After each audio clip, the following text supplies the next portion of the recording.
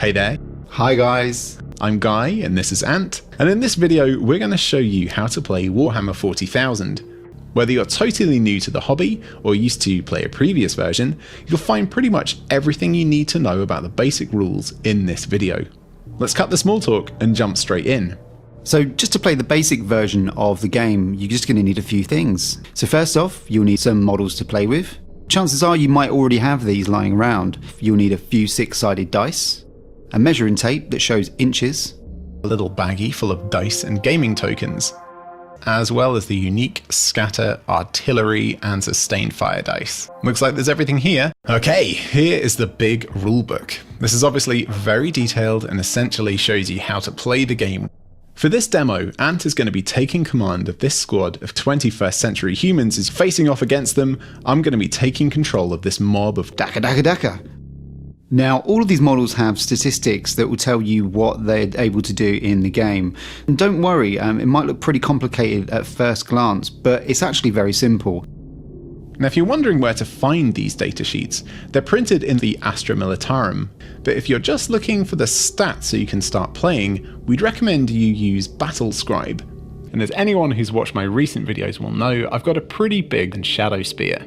It won't melt, but it will burn you when you touch it. Now before we jump in, let's talk about the most important rule.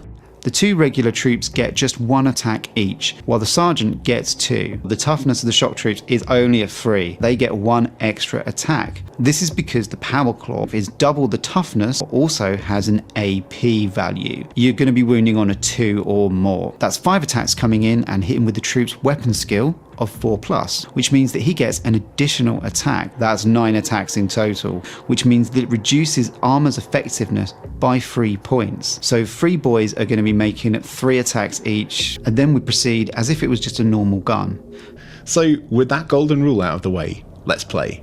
I choose to go first, and so now we're going to start turn 1. Each turn consists of a few different phases. These are movement, psychic, shooting, charge, fight, and then lastly shooting, and we'll work through each of these in order. In the movement phase, Ant can move his models if he wants to. The psychic phase is next, but none of our models possess psychic abilities. On to the shooting phase. We'll skip this stage for now. Now we move on with the charge phase, but we'll cover it later on. Let's move on to the fight phase. There are no ongoing fights, so we can skip straight to the morale phase.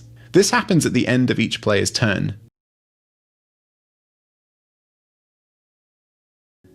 We rolled a 4, now we add the 3 for the models we lost to make 7.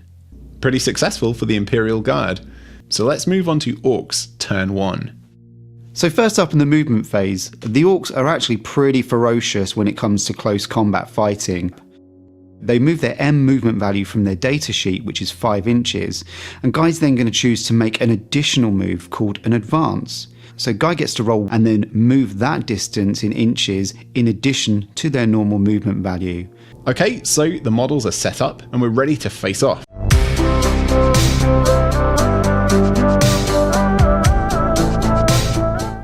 And, well, that knob is dead. These little monsters can be heated with electric hobs, gas fires, even camping stoves, but they're aluminium, not ferrous, so fancy induction hobs won't work. Okay, you've done the minimum required of the challenge, now it's time to go to bed. So that's another 6 inches for the boys.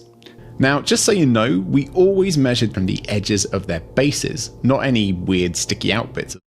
We hope you found this video useful, and it's helped you form a rough outline of the basic mechanics of Warhammer 40,000.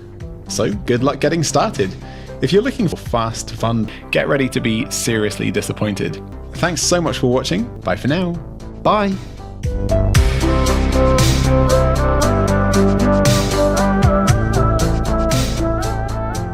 And now it's all over my hands, so that was a good job I wore gloves, huh?